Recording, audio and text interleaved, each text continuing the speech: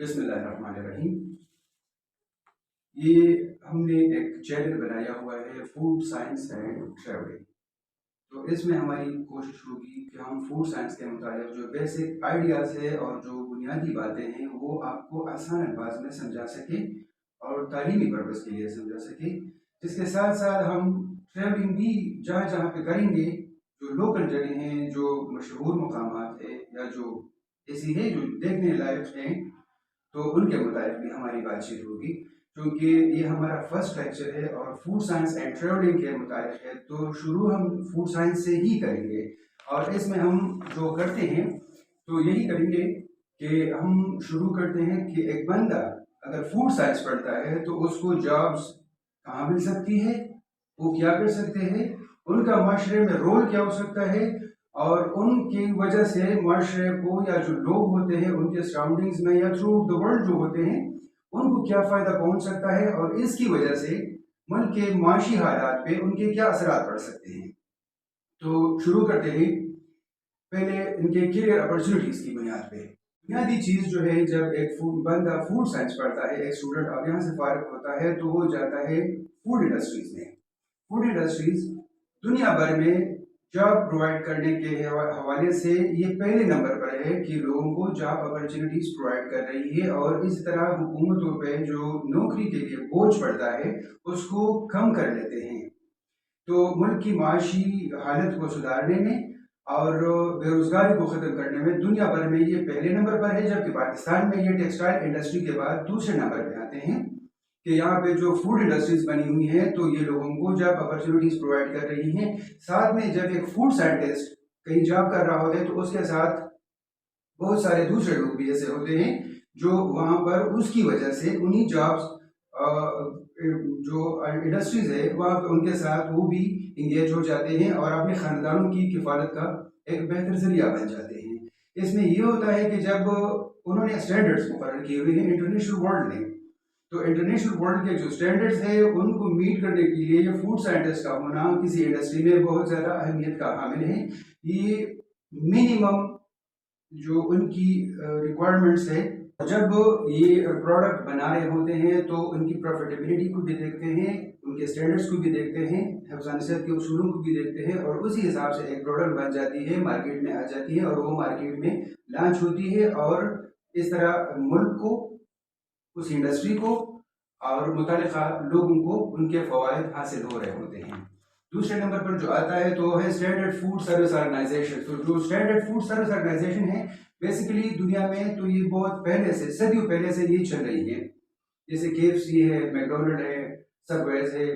جو بھی مختلف قسم کی ہے اسٹینڈرڈ نام ہے۔ تو وہ فوڈ سروس آرگنائزیشن جو ہے وہ فوڈ پریپیئر کر رہے ہیں اور لوگوں کو پرووائڈ کر رہے ہیں، تو وہاں پر بنیادی طور پر فوڈ سائنٹسٹ کی جو ضرورت ہے اور جو وہاں پہ اس کو موجود ہونا چاہیے، اور ان کی نگرانی میں ایک اعلیٰ کوالٹی کے پروڈکٹ بن رہے ہوتے ہیں جو مارکیٹ میں پھر لانچ بھی کیے جاتے ہیں اور پرووائڈ بھی کیے جاتے ہیں۔ اس طرح اس کے بعد جب آتا ہے تیسرے نمبر پر تو اس کا آتا ہے ٹیچنگ انسٹیٹیوشنز۔ ایک بندہ جب پڑھ رہا ہوتا ہے تو اس خیال سے ہمارے جو سب کنٹیننٹ کا ایریا ہے یہ ریجن، اس میں سے جو لوگ پڑھتے ہیں تو اس خیال سے پڑھتے ہیں کہ وہ ڈگری لینے کے بعد کہیں پہ جاب کریں گے۔ بزنس کی طرف ہماری کمیونٹی کی سوچ کچھ کم جاتی ہے، تو جب ان کی جاب اپرچونیٹیز کی بات آتی ہے تو جس طرح پہلے عرض کیا گیا کہ پاکستان میں یہ سیکنڈ لارجسٹ سیکٹر ہے جاب پرووائڈ کرنے کے حوالے سے، تو اسی طرح یہ پھر جاتے ہیں گورنمنٹ سیکٹر میں۔ گورنمنٹ سیکٹر میں اب تو ایک نئی چیز بھی متعارف ہو گئی ہے کہ یہ ٹیچنگ انسٹیٹیوشنز میں جو ہے پولی ٹیکنیکل انسٹیٹیوٹس بھی آ گئے ہیں، وہاں پر فوڈ ٹیکنالوجی BS کے لیول پر پڑھائی جا رہی ہے، وہ ڈپلوما کے طور پہ۔ تو وہ لوگ وہاں پہ پڑھ کے وہاں سے نکلتے ہیں اور پھر مختلف انڈسٹریز میں جاب کر رہے ہوتے ہیں، اور یہ انشور کرتے ہیں کہ جو بھی پروڈکٹ وہ بنائیں تو وہ حفظ نصیحت کے اصولوں کے بالکل عین مطابق ہو، اور جو ان کی دوسری طور پہ آ رہی ہے یونیورسٹیز میں، جس طرح ایگریکلچر یونیورسٹیز ہے، تو وہاں پہ اگر ہم دیکھیں تو وہاں پر ان کے الگ الگ ڈپارٹمنٹس بنے ہوئے ہیں، اسٹوڈنٹ وہاں سے پڑھ لکھ لیتے ہیں اور پھر مختلف ٹیچنگ انسٹیٹیوشنز میں جاب کے لیے جا رہے ہوتے ہیں تو جو پروفیسر صاحبان ہیں جو دیگر عملہ ہے تو وہاں پہ یہ جاب کر رہے ہوتے ہیں، جاب پرفارم کر رہے ہوتے ہیں۔ تیسرا اس کے بعد جو نیکسٹ آتا ہے وہ ہے ریسرچ انسٹیٹیوشنز۔ ریسرچ انسٹیٹیوشنز میں سے یہ آ رہے ہوتے ہیں جیسے یہ nuclear institute for food and agriculture, یا جو ہم PCSIR کی بات کرتے ہیں یا ہم دوسری چیزوں کی بات کرتے ہیں، تو وہاں پر یہ اصل میں جو فوڈ پروڈکٹ تیار کر رہے ہوتے ہیں ان کو دیکھتے ہیں کہ ان کے انگریڈینٹس، ان کا آپس میں ریئیکشن دوسرے پروڈکٹ کا، جب اگر بلینڈز بنا رہے ہوتے ہیں تو ان کے ساتھ اس کا ریئیکشن، اگر تو جس کنٹینر میں اس کو پیک کر رہے ہوتے ہیں ان کے ساتھ اس کا ریئیکشن، اور پھر اس کی شیلف لائف کی بات ہو جاتی ہے۔ تو وہاں پر فوکس کرتے ہیں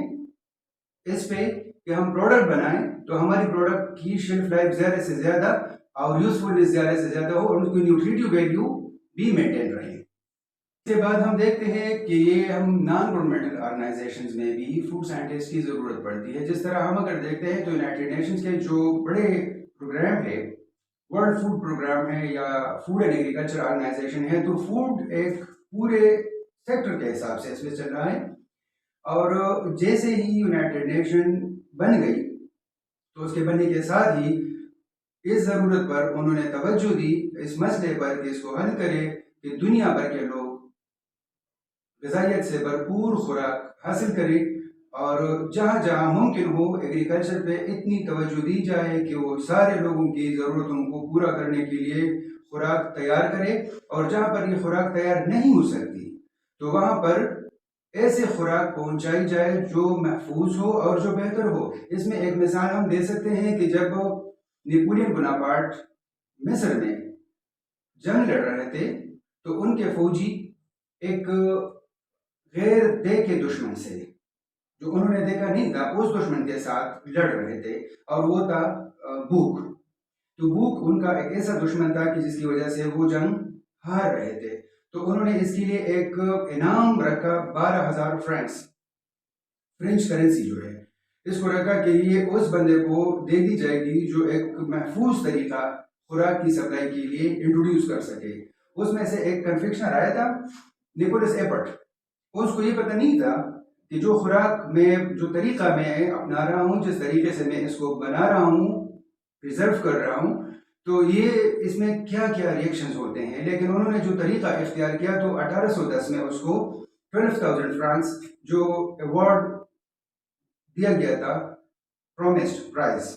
وہ اس کو مل گیا تھا، اور اس میں اس نے میٹ کی پریزرویشن کی تھی، اور اسی وجہ سے نیکولس ایپٹ کو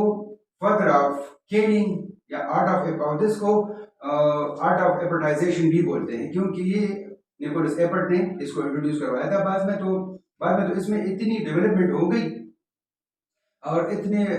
ڈیٹا لی گئی سائنٹیفک بنیادوں پر کہ پتہ چل گیا کہ اصل میں کیننگ میں ہوتا کیا ہے۔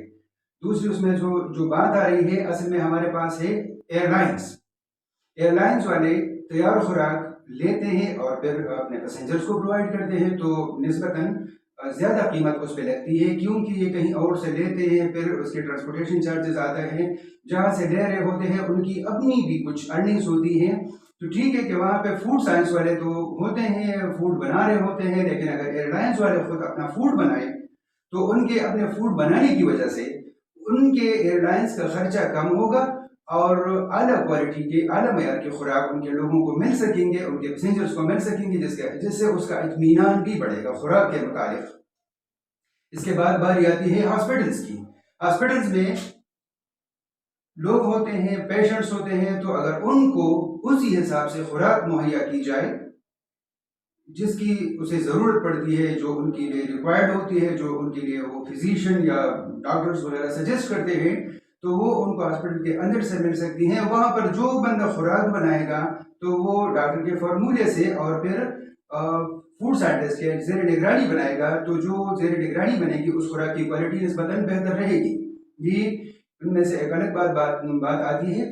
اور اس میں سے ایک اور سیکٹر ہمارے پاس رہ جاتا ہے، وہ ہے اسکول اینڈ کالجز۔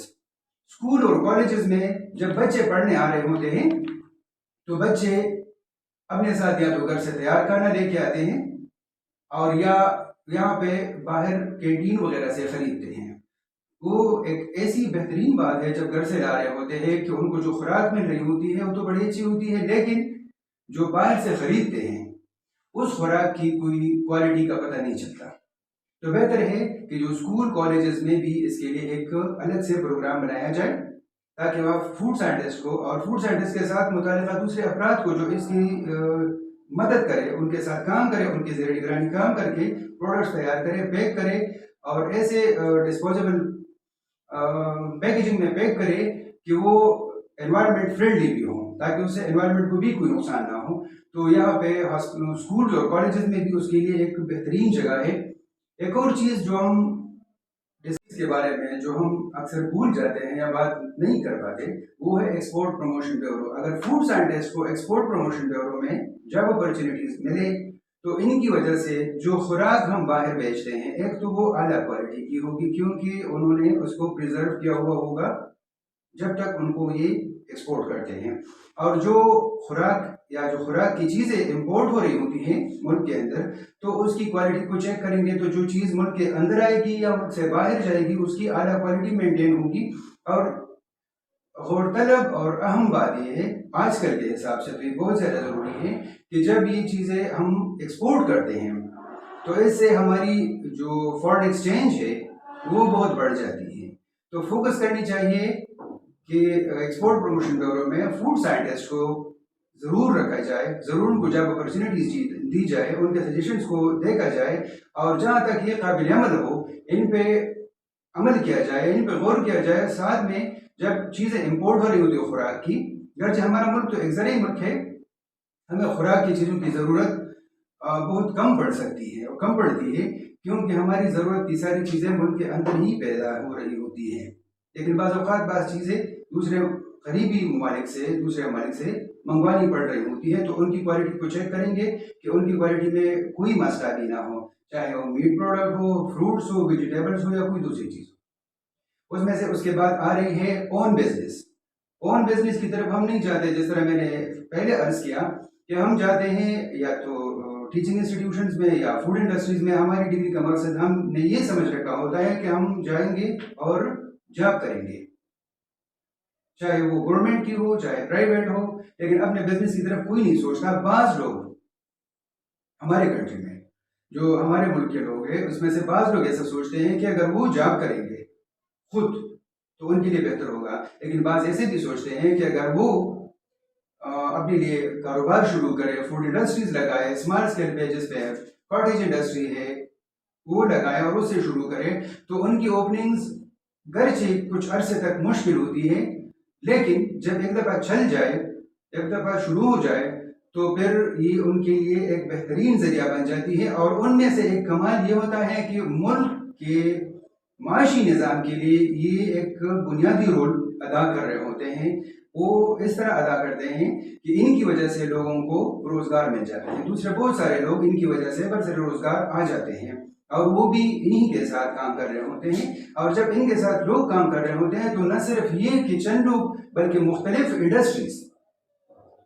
جیسے کہ پیکیجنگ انڈسٹری ہے تو پیکیجنگ کے میٹیریل کو تیار کرتی ہے، جو کیمیکلز ہے، جو ایڈیٹیوز ہے، پریزرویٹیوز ہے، وہ وغیرہ تیار ہو رہے ہوتے ہیں، تو وہ ان کو خریدتے استعمال کرتے ہیں۔ اور جو اسٹوریج والے ہیں، اسٹوریج جو چیمبرز ہیں ان کے، وہاں پہ رکھ رہے ہوتے ہیں، تو وہ سارے لوگ ان کی وجہ سے ٹرانسپورٹرز جو ہے، کیونکہ تو را میٹیریل لاتے ہیں انڈسٹریز کو، اور جب پروڈکٹ بن جاتی ہے تو پروڈکٹ کو پھر اسٹوریج کے لیے، شپمنٹ کے لیے اور کسی سیل کے لیے دوسرے جگہوں پہ، دوسرے سٹیز پہ، یا جو نان پروڈیوسنگ ایریاز ہے وہاں پہ لے کر جاتے ہیں، تو ان کے ساتھ یہ بات بھی آ جاتی ہے۔ ہم جب خوراک بنانے کی بات کرتے ہیں تو ہم ان میں سے جو چیزیں ہمارے پاس ہوتی ہیں، علم کی کمی کی وجہ سے ہم ان سے اس طرح فائدہ نہیں لیتے جس طرح ہمیں لینا چاہیے۔ جیسے آپ نے دہی دیکھی ہوگی، دہی کے اوپر ایک قسم کا وہ جو لیکوڈ ہوتا ہے، ہم اس کو اکثر گرا دیتے ہیں۔ ڈیولپ ورلڈ میں اس سے بیبی فوڈ بنایا جاتا ہے، کیونکہ یہ ہائیلی نیوٹریشس ہوتا ہے، ان میں زبردست نیوٹرینٹس ہوتے ہیں اور یہ ان کے گروتھ کے لیے بہت زیادہ ضروری ہوتا ہے، جبکہ ہمارے ملک میں ان سے زیادہ صرف بال ہی دھوئے جاتے ہیں۔ اگر تو اس کا استعمال کیا جائے. باقی بیبی فوڈ کے طور پہ اس کو کبھی بھی استعمال نہیں کیا گیا. اس کے بعد بات آتی ہے فاسٹ فوڈ کی. تو فاسٹ فوڈ کی تو اپنی ایک بڑی پرانی ہسٹری ہے. فوڈ سائنٹسٹ اس کی تیار کر رہے ہوتے ہیں. فاسٹ فوڈ کی اپنی ایک بڑی ہسٹری ہے، اور اس میں جو سب سے پہلے نمبر پر آ رہی ہیں پرووائڈ کرنے میں، سرو کرنے میں، تو اس کے رینکنگ میں جو ہے سب وے پہلے پوزیشن پہ ہے، اور اس کے بعد دوسرے آ رہی ہوتی ہے. اور یہ 1895 لگ بھگ میں جرمنی سے یہ شروع ہوا تھا، پھر یوز پہ آ گیا، اور اسی طرح یہ چل رہا ہے. تو میرے خیال سے آپ نے اس لیکچر کو سنا، اس کے بارے میں اپنی آراء، اپنی رائے ہمیں دیجیے، اور اس میں سے جہاں بھی کوئی غلطی ہو تو اس کی اصلاح کے لیے ہمیں آپ کے قابل احترام رائے کا انتظار رہے گا. کمنٹس میں اپنی رائے ضرور دیجیے. اللہ